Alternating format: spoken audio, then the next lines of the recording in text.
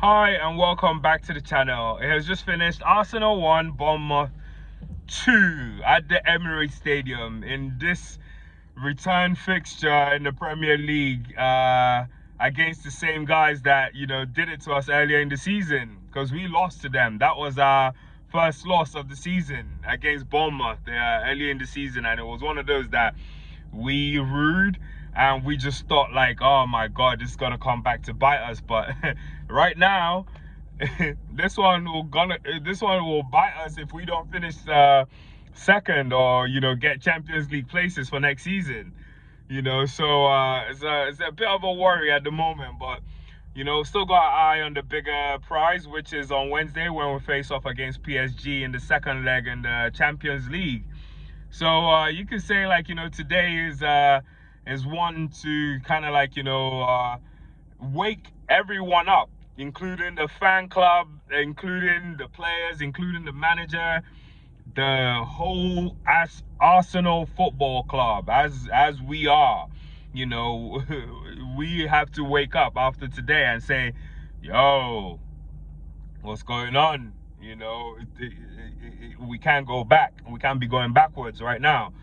Anyway, let's get into it, because today there are quite a few things to unpack. And we start with the starting lineup. David Raya again in goal, because guess what? Not the same reason Neto hasn't been playing, which no one really knows, but we loaned him from Bournemouth, so he was ineligible to play today. So regardless, we only really had one goalkeeper. I think it was Setford on the bench for in case anything happened to Raya.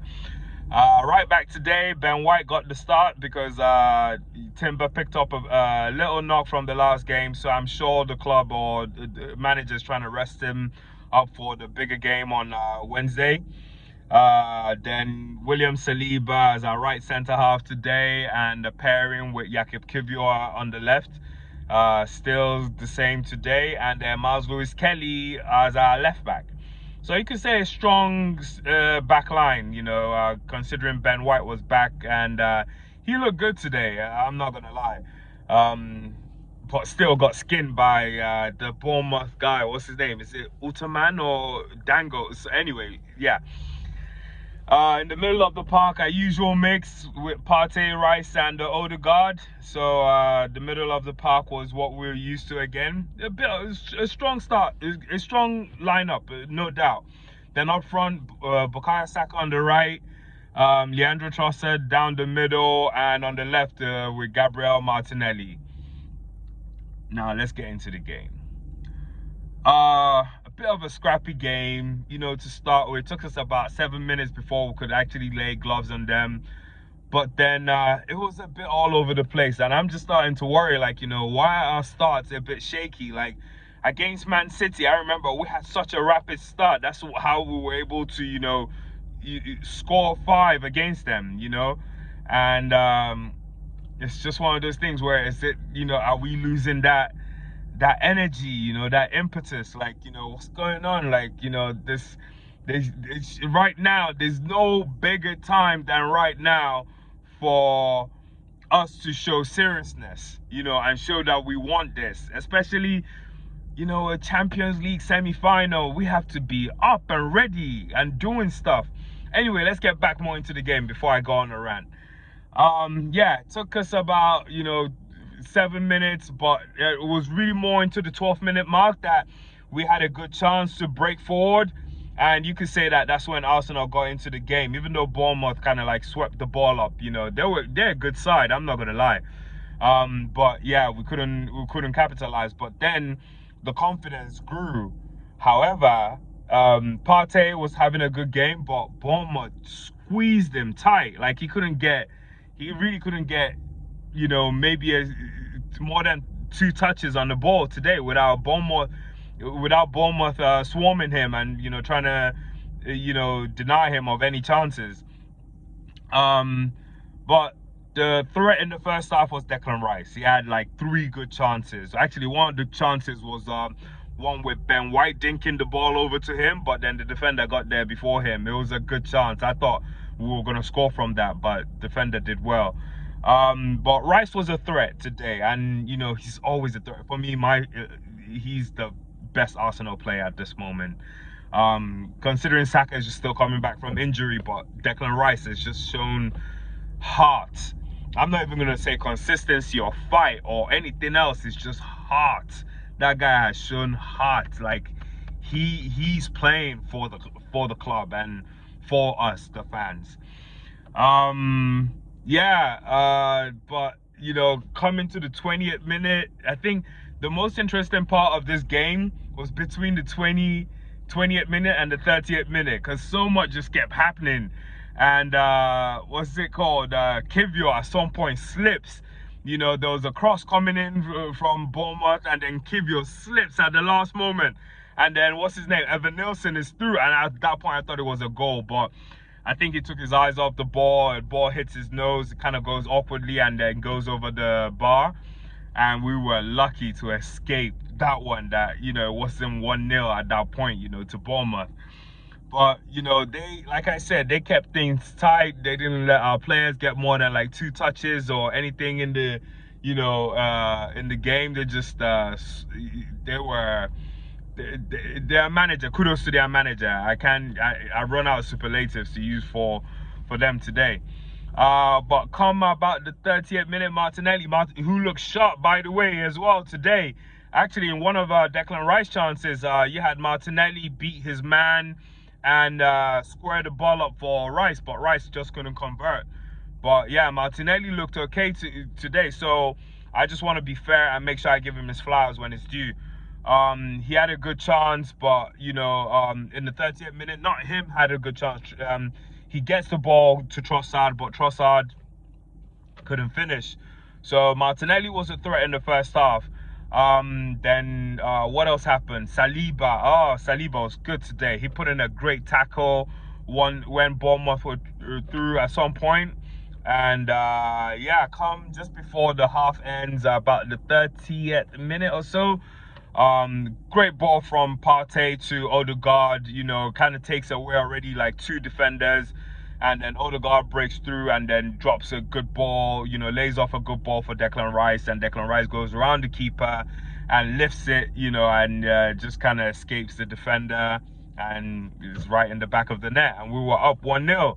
You know, good goal, and you thought, okay, we're just gonna cruise today. Declan Rice takes a bow, and you thought we were going to be cruising today. But before the half ends, Bournemouth were threatening. They were threatening, and then there was a moment of madness from David Raya where he gives the ball away, and we were lucky to escape that. You know, if Evan Nilsson had Mateta's boots on, probably would have scored that, but he just kind of like lifts it over the goalpost, and we were lucky that it was still 1-0 at half time. But we weren't that lucky come the second half, because like this game was a game of 2 halves, and the second half, Arsenal went missing. Arsenal players went missing. The pretenders were back again, and Trossard joined in the pretenders today. In fact, Trossard today was poor, and today we're gonna give worst player. I thought I was gonna give man of the match today after the first half, but it turns out we're gonna give the worst player of the match today.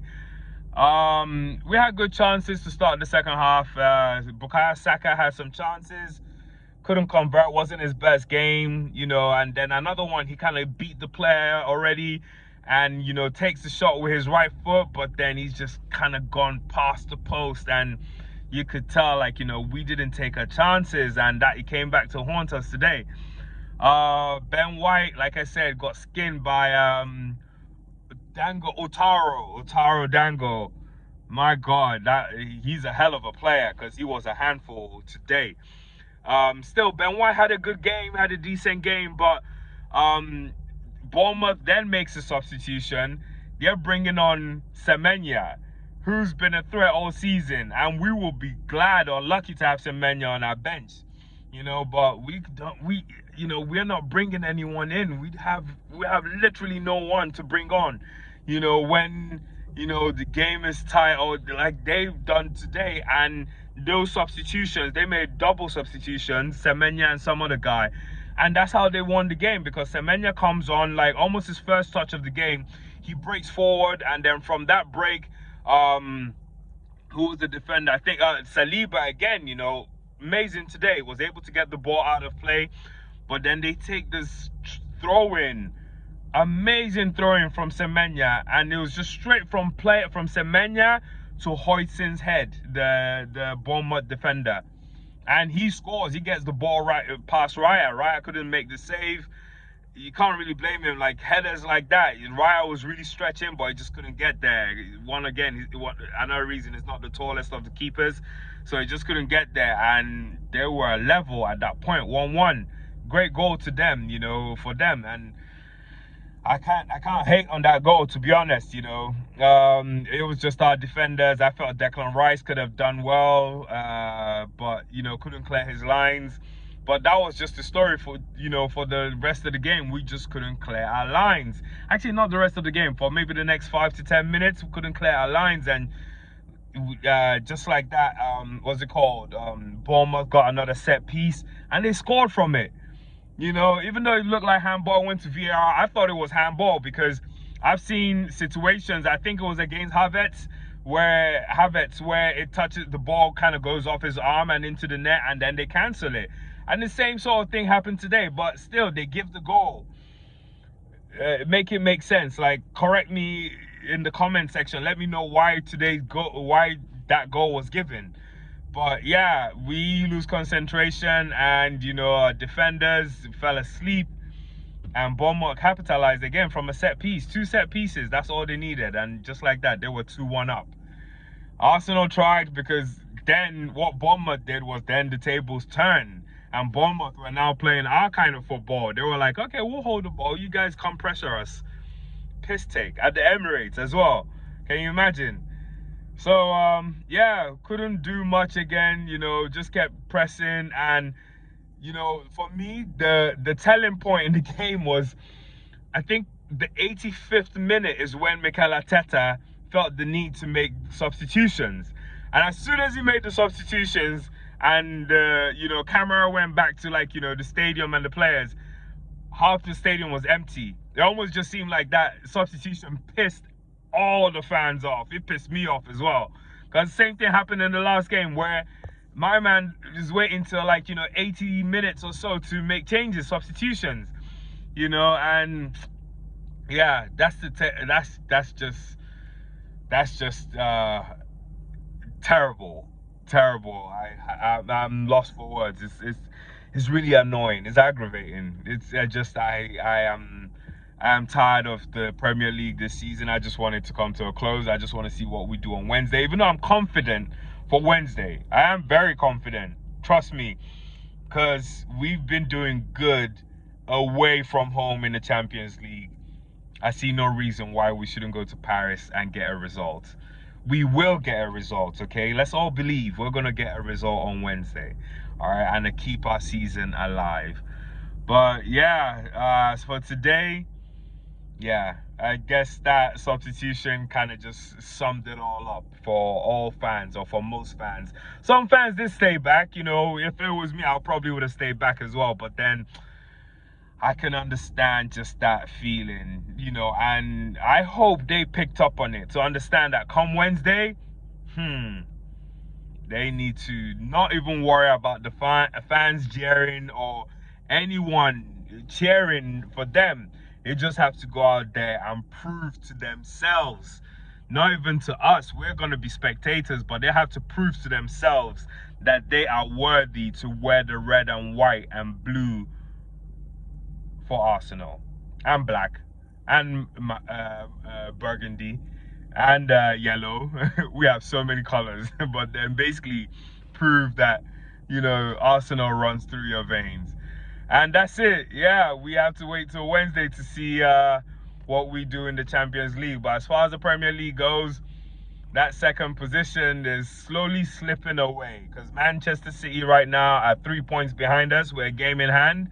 Or have they played their game? Yeah, they're just 3 points behind us right now. So we better watch out. Yep.